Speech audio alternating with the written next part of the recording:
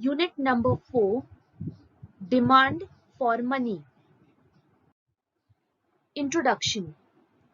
We live in a monetary economy, that is, where money is used as a means of payment.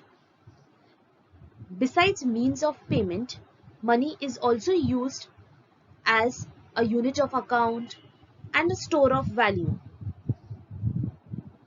The usefulness of money makes people demand for money.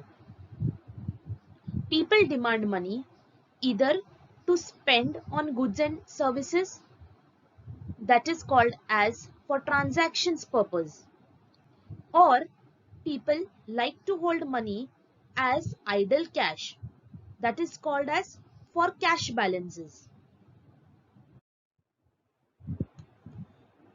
There are different approaches to the concept of demand for money. These approaches are also referred to as theories of demand for money. So these three approaches are classical approach, Keynesian approach, and post-Keynesian approach. Under Keynesian approach, we have Keynes' liquidity preference theory, and under post-Keynesian approach, we have Milton Friedman's restatement of quantity theory of money and price. Let's understand these approaches in much detail. Keynesian approach. Keynesian liquidity preference approach to demand for money is based on two important functions. First is medium of exchange. Money's most important function is medium of exchange so that transactions can take place. Without money, all transactions would have to be conducted by barter system. Under barter system, there is direct exchange of one good for another. So the difficulty with the barter system is that in order to obtain a particular good from a supplier, one has to have another good of equal value, which the supplier also wants. So thus money removes this difficulty by serving as a medium of exchange that is accepted in all transactions and by everyone, regardless of whether they desire each other's goods and services or not. So therefore, under the medium of exchange function of money, this means that money can be used to make payments for all transactions of goods and services. A buyer can buy goods through money, and a supplier or a seller can sell goods for money, thus making this as one of the important function of money. The second important function of money is store of value. Money is also used as a form of store of purchasing power. It can be held over a period of time and can be used to make future payments. When people save money, they get assurance that the money saved will have value when they wish to spend it in the future. Thus, money can be easily stored for future use and is the most convenient and economical means of storing earnings as well as wealth. Keynes explained the theory of demand for money by using two important questions. First is, why is money demanded? And second question is, what are the determinants of demand for money? According to Keynes, people hold money in the form of cash or their liquidity preference. This is because due to fear, that is, there can be something wrong that can happen in future. For example, unexpected illness or sudden accident. That is the reason they like to hold cash. And second important reason is uncertainty regarding the future. According to Keynes, there are three motives that motivate people to hold money. These three motives are: first is the transactions motive. The transactions motive is further divided under two motives, that is income motive and business motive.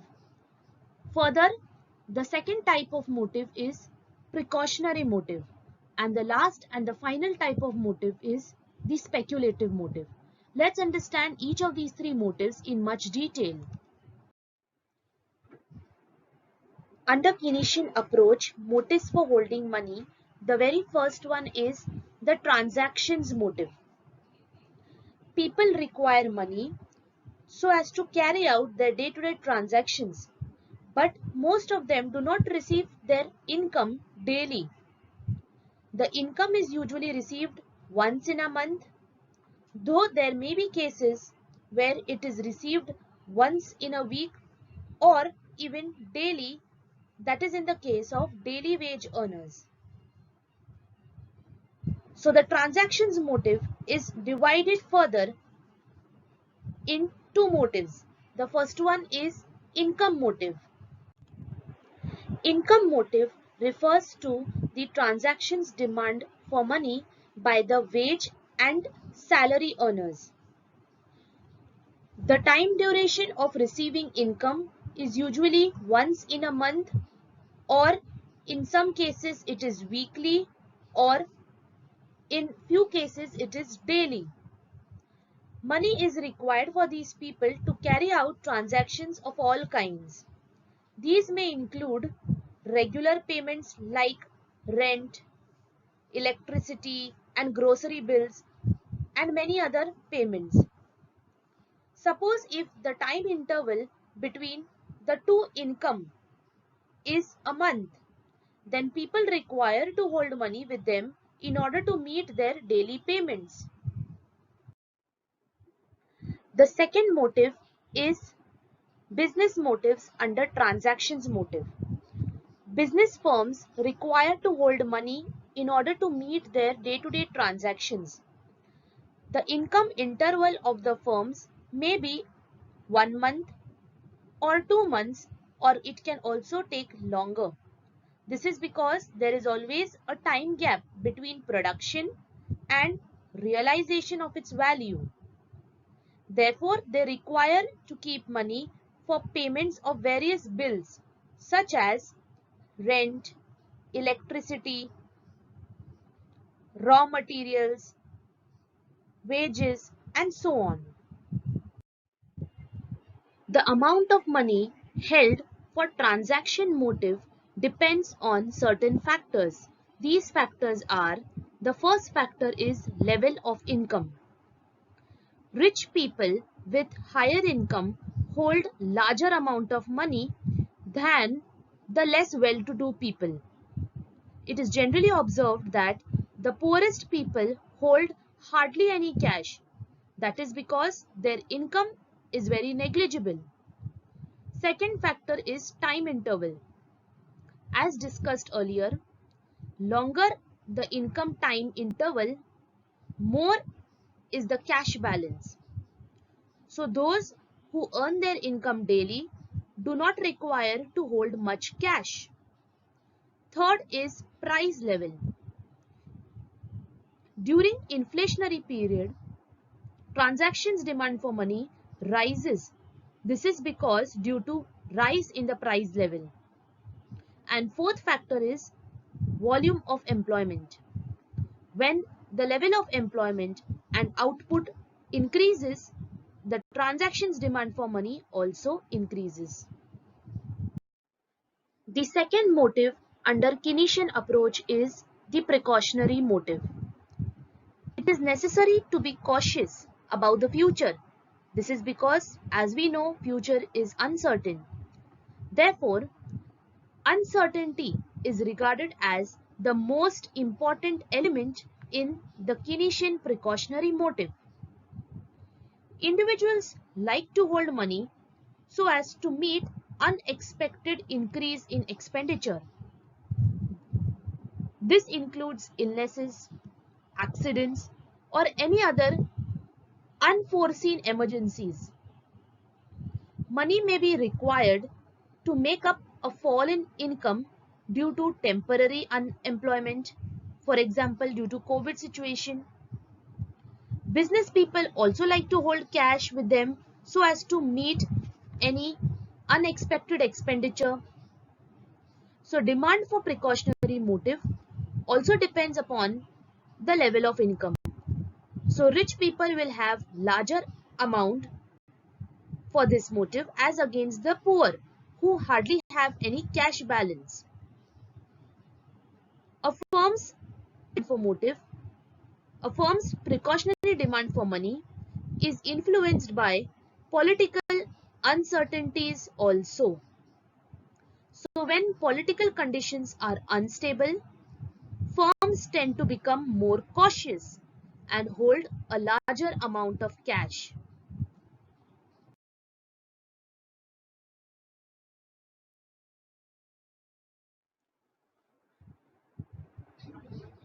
Now let's understand the precautionary motive through this diagram. So on the x-axis, we have transactions and precautionary demand for money, and on the y-axis, we have money income. So the transactions and precautionary demand for money is a function of income. That means transactions and precautionary demand for money depends on the level of income. Both transaction and precautionary demand for money are influenced by the level of income. That means they are affected by the level of income. So Keynes have clubbed both of these demands together.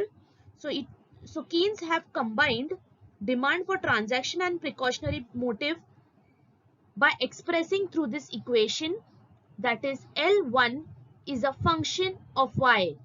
So in this diagram, L1 stands for demand for money for transactions and precautionary motive, and Y stands for income, thus showing that the demand for money L1 depends on income. It is a function of income. That means L1 depends on Y.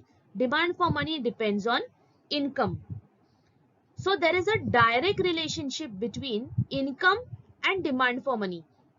This means that by direct relationship means that if the level of money increases or if the level of money income increases, the precautionary and transactionary demand for money also increases. On the other hand, if the level of money income falls, the transaction and precautionary demand for money also falls. This shows direct relationship between income and demand for money.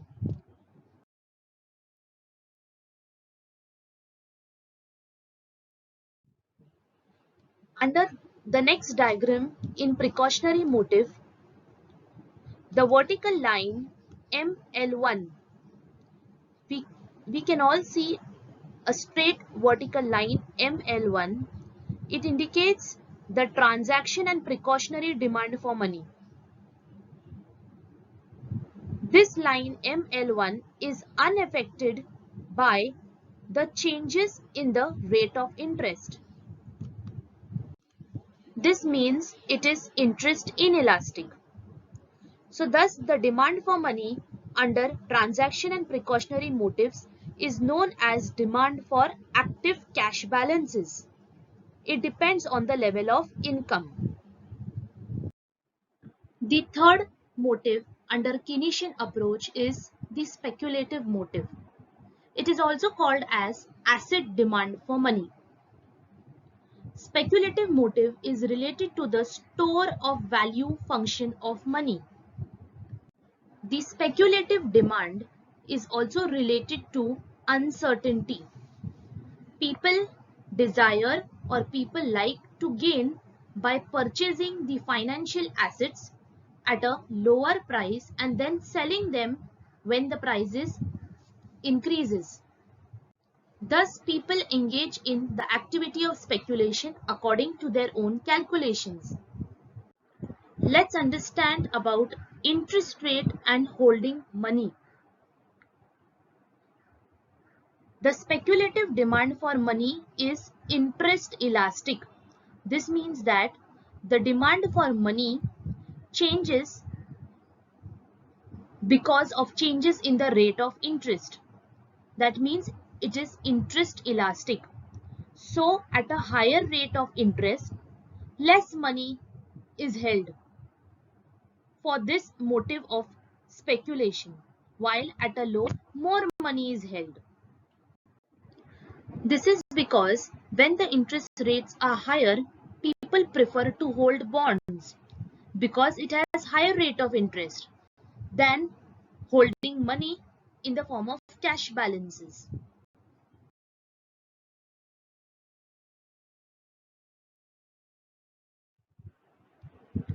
In the diagram, the x-axis we represent demand for money for speculative motive, while on the y-axis we represent rate of interest.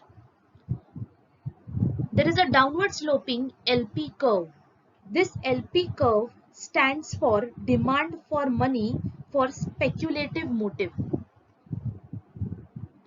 So in the diagram, at the rate of interest OR, OM quantity of money is demanded. Once the rate of interest falls from OR to OR dash, a little more quantity of money will be demanded, that is from OM to OM1. And further, similarly, if the rate of interest falls further from OM dash to OR double dash, further more quantity of money will be demanded, that is from OM1 to OM2. So this shows that at lower rate of interest, there is more demand for money for speculative motive. From the point T, after reaching the point T, the shape of the liquidity preference curve, that is LP curve, becomes extremely horizontal, which in technical terms we refer to it as perfectly elastic. So there is a change in the shape of the LP curve. After or beyond point T, it becomes perfectly elastic, that is horizontal. So this situation is called as liquidity trap. There is an equation here which states L2 is a function of R. So here L2 stands for demand for speculative motive, F stands for function, and the small letter R stands for rate of interest. So this shows that L2, that is demand for speculative motive, depends on the rate of interest, and L2 and R both are inversely related to one another. Let us know more about liquidity trap.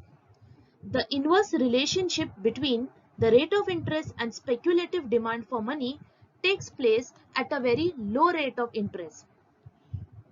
Now Keynes has suggested that it is only at a very low rate of interest the speculative demand for money will be perfectly elastic.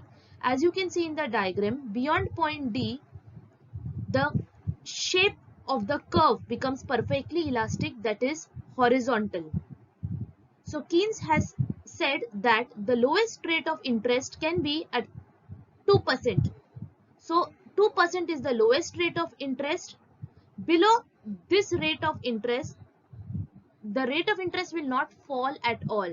So 2% is the lowest rate of interest. So at this rate of interest, the curve becomes perfectly elastic, that is horizontal. Let's understand more about this diagram. So the speculative demand for money shows inverse relationship between the rate of interest and the liquidity trap. The L2 curve is downward sloping. As you can see in the diagram, the L2 curve is initially downward sloping. This shape takes place up till point T. This indicates an inverse relationship between speculative demand for money and the rate of interest. Now, at the point T, if you observe students, at the point T, the L2 curve becomes perfectly elastic, that is, it becomes horizontal. So this horizontal part of the L2 curve shows the liquidity trap, which explains the perfectly elastic demand for money. So it is only at the lowest rate of interest, that is at 2%, people prefer to hold cash instead of bonds. This is because people fear due to further decline in the prices. Total demand for money. As we already know, the demand for money arises out of three motives: transaction, precautionary, and speculative motive. The demand for money arising out of the first two motives, that is transaction and precautionary motive, is mainly income related and it is interest inelastic. That means the demand for money is not related to the changes in the interest rate. But the demand for last motive, that is the speculative motive, is interest elastic. That means the demand for money will change if the interest rate changes. Further, there is an equation for total demand. So total demand is expressed in the following equation, that is MD. MD stands for demand for money, that is total demand for money. L1 stands for demand for transaction and precautionary motive. Y stands for income. L2 stands for demand for speculative motive and R stands for rate of interest. Further, in Keynesian terms, we can express the total demand for money, that is MD, is equal to L. Now this L consists of all the three motives, that is demand for transaction, precautionary as well as speculative motive. So L depends on, so all these three demand for money for all the three motives depend on Y, that is income, and R, that is rate of interest. So thus people's overall demand for money depends upon two variables, that is the aggregate income and the rate of interest. The total demand for money can be explained through these three diagrams. Let's understand the three diagrams in detail. Let's understand the first diagram. Now this first diagram shows the demand for active cash balances through transactions and precautionary demand for money. So OM shows transactionary and precautionary demand for money. R1, R2 shows the different rate of interest, and the straight line here is of income line. So it shows clearly that the demand for active cash balances is perfectly interest inelastic. That means whatever may be the rate of interest, whether it is R1 or R2, the shape of the curve is perfectly interest inelastic curve. That is, it means it is the straight vertical line. It is not affected by the rate of interest. So income is constant and it is not affected by the rate of interest.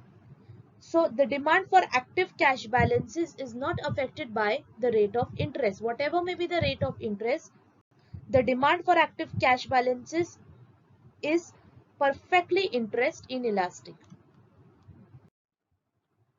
The second diagram shows the speculative demand for money at different rates of interest.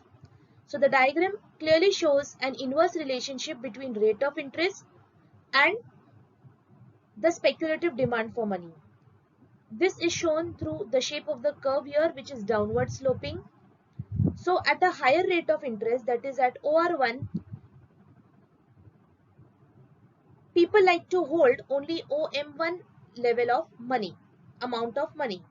So once the rate of interest falls from OR1 to OR2, people like to hold more of money in the form of cash. So the demand for idle cash increases from OM1 to OM2, thus showing the inverse relationship between rate of interest and the demand for speculative motive for money. The diagram 3 shows the total demand for money. It represents liquidity preference of the community at different rates of interest. Friedman's theory of demand for money. Introduction. Milton Friedman has developed a modern quantity theory of money. In his theory, he restated the classical view of the quantity theory of money, but in a more sophisticated manner. Thus, his theory is a restatement of the old quantity theory of money. Milton Friedman classifies the holder of money into two groups. That means people who are holding money is classified in two broad categories, which are the first one is ultimate wealth holders and second is business enterprises. Let's understand the first category, that is demand for money by ultimate wealth holders. Here the ultimate wealth holders are considered to be households. So the demand for money by households is not for money by itself, but a demand for real goods and services through money. This means that people like to hold money not because they like holding money, but because of the function that the money provides them. That is, they can buy all the variety of consumer goods and services through money. So households demand money in order to have a total command over real goods and services. According to Friedman, some important determinants of demand for money are: first is total wealth. So according to Friedman, total wealth includes both physical as well as non-physical wealth. So non-physical wealth includes human wealth. Here income is used as a substitute for wealth. Total income includes property income as well as labor income. However, for income to be a substitute for wealth, Friedman considers that it is necessary to consider long-term income rather than short-term income. Therefore, Friedman calls this concept as permanent income. The next factor is human form of wealth. Human wealth means the present and future earnings of an individual. However, it has limited degree of substitutability with any other form of asset holding. Therefore, the human wealth is impossible to convert into money. Next is non-human form of wealth. Non-human wealth includes bonds, shares, and money which gives returns to wealth holders. Non-human wealth can be easily converted into money. The next factor is rate of return on money. Money kept in the form of currency does not earn any rate of return or any interest. But money kept in banks in the form of saving deposits and fixed deposits do earn some amount of interest or give some form of return. Higher the rate of interest, greater will be the demand for money. Next is rate of return on bonds. Bonds means financial assets which claims perpetual fixed income. Returns on bond are affected by factors like changes in interest as well as changes in market prices. Next is rate of return on equities. Equities are assets which claims perpetual income. Returns on equities are affected by changes in the price level. When the rate of return on equities rise, the individual demand for money holding will reduce. Other variables Besides the above factors, there are other variables also that provides the utility of money. These include, the first one is services rendered by money, that is services provided by money in comparison to other assets. So these services are in the form of advantages that money provides, that is liquidity function, transaction convenience. Second advantage is degree of economic stability expected to prevail in the future. So wealth holders they prefer liquidity when conditions are expected to be unstable. So therefore they like to hold money in the form of cash. Friedman's demand function for money can be expressed as in the following equation. It is the ratio of M is to P. M stands for total stock of money demanded. P stands for general price level. The entire ratio M is to P stands for demand for real money. So demand for real money, that is M is to P, is a function of, that means it depends on Y. Y is income, that is real money income. Further, W stands for non-human form of wealth. RM represents expected rate of return on money. RB represents expected rate of return on bonds. RE represents expected rate of return on equities. GP here is both G and P, both are in lowercase. So it represents expected rate of return on real assets. And U represents other variables that affect utility derived from services of money. The second major category under Milton Friedman's theory of demand for money is demand for money by business enterprises. For businesses, money is a capital item. It is a liquid capital which can be easily converted into any input which is required for business. So according to Friedman, the demand function for money of the ultimate wealth holders can be applied to business firms with the following modifications. The first modification is total wealth is not considered to be the main consideration for the businesses, as they can raise additional money from capital market also. The second modification is classification of wealth between human and non-human forms of wealth has no importance to business enterprises. Third is cost of holding money balances is important for ultimate wealth holders as well as to the business firms. For example, the rate of interest charged by banks on loans and advances is considered to be a major factor for both ultimate wealth holders as well as for business firms. And the last modification is that variables that fall under U are equally important not only for the ultimate wealth holders but also for business firms, except with some few exceptions. So thus, with the above modifications and by not including W, W stands for wealth in non-human form, the rest everything, that is the demand function of money by business firm, remains the same. Liquidity preference theory of interest. The liquidity preference theory was introduced by J. M. Keynes in his book The General Theory of Employment, Interest and Money in the year 1936.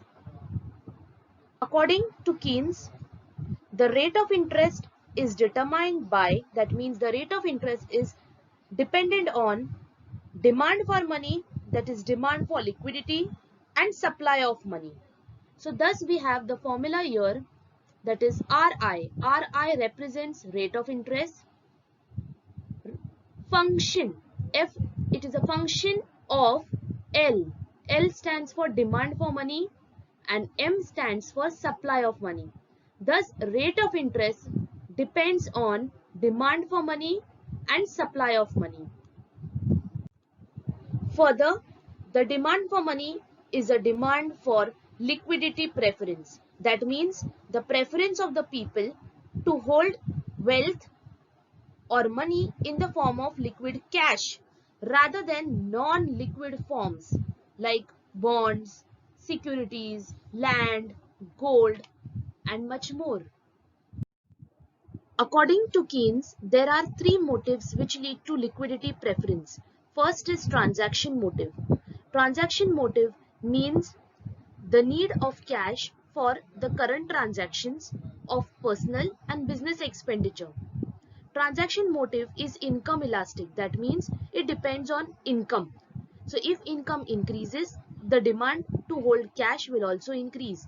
And if income falls, the demand to hold cash will also fall. On the other hand, transaction motive is also interest inelastic. That means it does not depend on the changes in the rate of interest.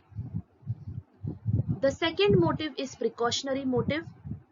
Precautionary motive means the need for cash for unforeseen contingencies. That means for emergency purposes like accidents, unemployment.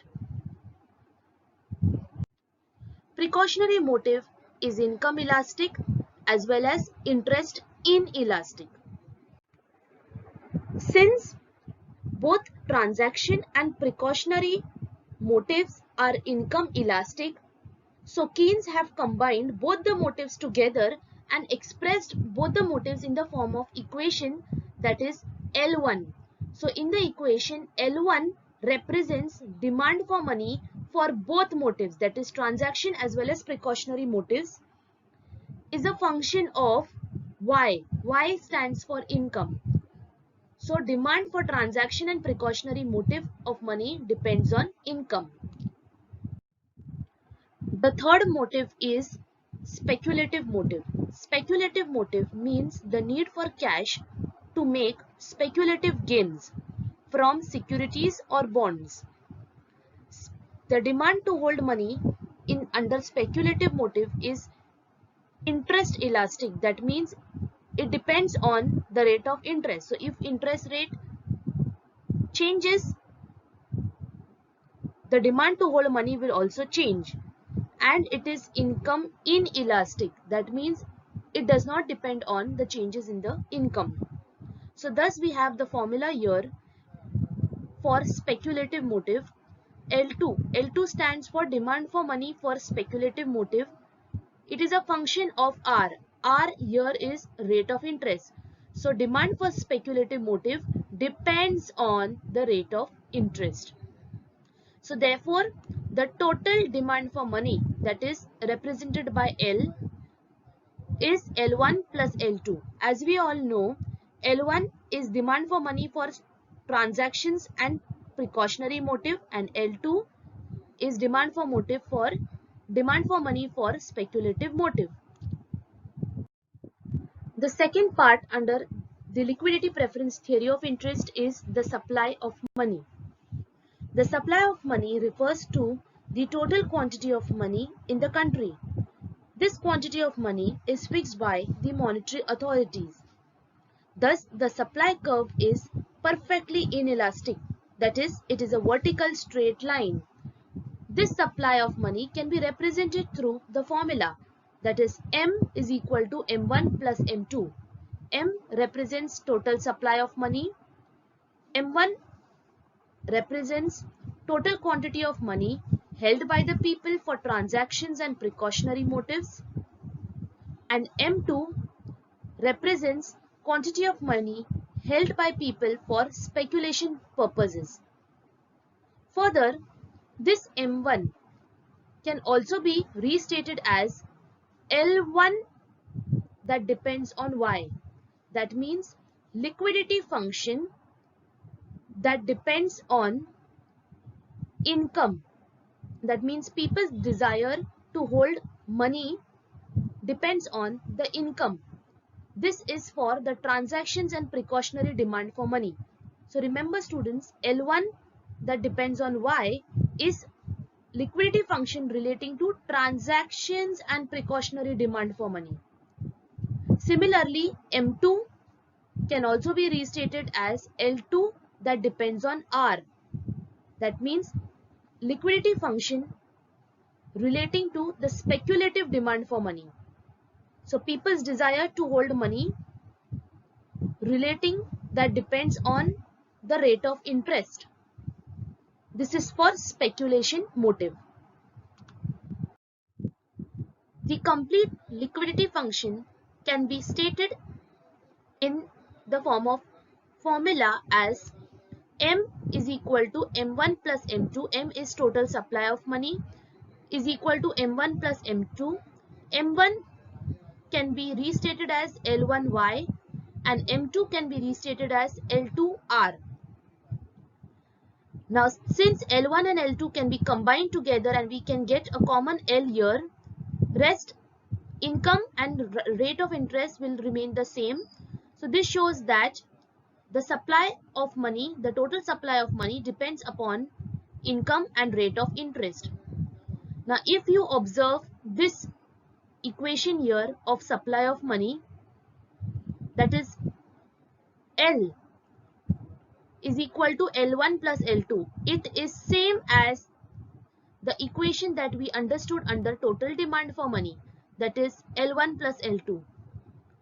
So thus towards the end of the theory of liquidity preference, we can conclude that total supply of money is equal to total demand for money. This depends on the rate of interest and the level of income. Let's understand the diagrams. As you can see, there are two diagrams, part A and part B. In both the diagrams, the x-axis represents the amount of money that is demanded for all the three motives, that is transaction, precautionary as well as speculative motives, while the y-axis denotes the rate of interest. Let's understand more about the diagram. As you can see in both the diagrams, the LP curve is downward sloping. This LP curve is called as liquidity function curve. It is downward sloping. It shows a functional relationship between the amount of money demanded for all the three motives and the rate of interest. Let's first understand the part A of the diagram. In part A, the LP curve is downward sloping. Initially, when the rate of interest is high, that is OR, the amount of money demanded at higher rate of interest is OQ. When the rate of interest falls from OR to OR1, the amount of money demanded increases, that is from OQ to OQ1, thus showing that people like to hold more money when the rate of interest falls, that is at a lower rate of interest than when the rate of interest was high. Now let's understand the part B of the diagram. In the part B, as you can see, there is changes in the LP curve. So the LP curve will move upwards, that is from LP1 to LP2 to LP3, only if there are changes in the level of income of the people. So if the level of income of the people increases, the LP curve will move upwards from LP1 to LP2 to LP3. And because of this, this shows that the amount of money that the people demand also increases from OQ1 to OQ2 and further to OQ3. All this takes place at the prevailing or the current rate of interest, that is OR. Let's understand the determination of interest rate. So in the diagram, the x-axis denotes money supply and y-axis represents rate of interest. The downward sloping LP curve is called as liquidity preference function, which shows the demand for money, while the vertical line QM represents the supply of money. So according to liquidity preference theory, equilibrium rate of interest is determined by the interaction between the LP, that is liquidity preference function, and the supply of money. So in simple words, this means that when the LP curve intersects the QM line, so this point, as you can see in the diagram, when we extend this point towards the y-axis, we will get our equilibrium level of rate of interest, that is OR.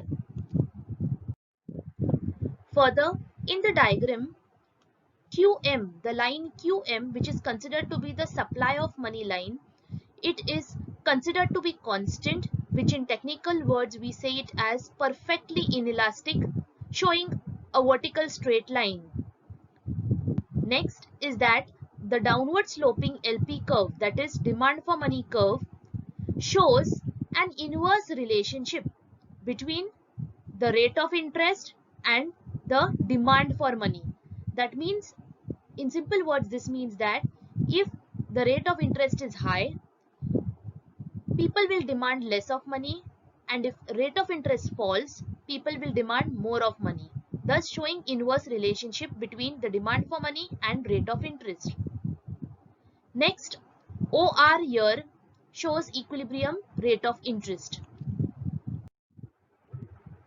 Further, in the diagram, students, always remember, if LP curve or if supply of money line changes, either any one of them changes, whether LP changes or supply of money line changes, it will cause a change in the rate of interest. So the theory further states that any change in the LP curve or change in money supply line will cause a change in the rate of interest. So let's look at this diagram first.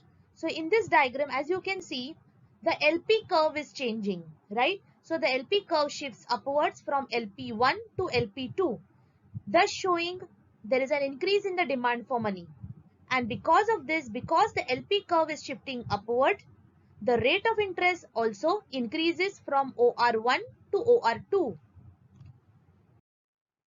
Now let's understand about the second diagram. In this second diagram, if you observe, there is only one LP curve. That is, the demand for money curve is constant, sloping downwards. So what is changing is the supply for money line. So supply for money increases from Q1M1 to Q2M2. So because the supply for money is increasing, the rate of interest falls from OR1 to OR2.